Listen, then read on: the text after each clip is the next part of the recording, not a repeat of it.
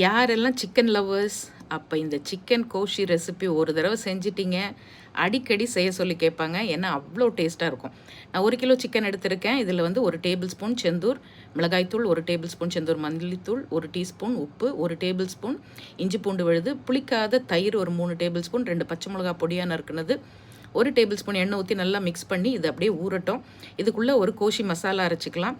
1 table spoon தனியா, 1 teaspoon மிளகு, 4 காஷ்மீரி மிளகாய், பட்டை, கிராம்பு, ஏலக்காய், பிரியாணி இலை இதெல்லாம் வறுத்துட்டு பொடி பண்ணி வச்சுக்கோங்க. ஒரு 1/2 கிலோ வெங்காயம் நல்லா எண்ணெய் ஊற்றி நல்லா ப்ரௌனாக வதங்கணுங்க. இவ்வளோ ப்ரௌனாக வதங்கணும். அதுக்கப்புறமா நம்ம ஊற வச்ச சிக்கனை தூக்கி உள்ளே போட்டு ஒரு 5 நிமிஷம் நல்லா வதக்கி விடுங்க. 1 டேபிள் ஸ்பூன் வறுத்தரைச்ச மசாலாவையும் போட்டு நல்லா கிளறி விட்டு மிதமான தீயில மூடுங்க. தண்ணி அதுவே விடும், அந்த தண்ணியே போதும்.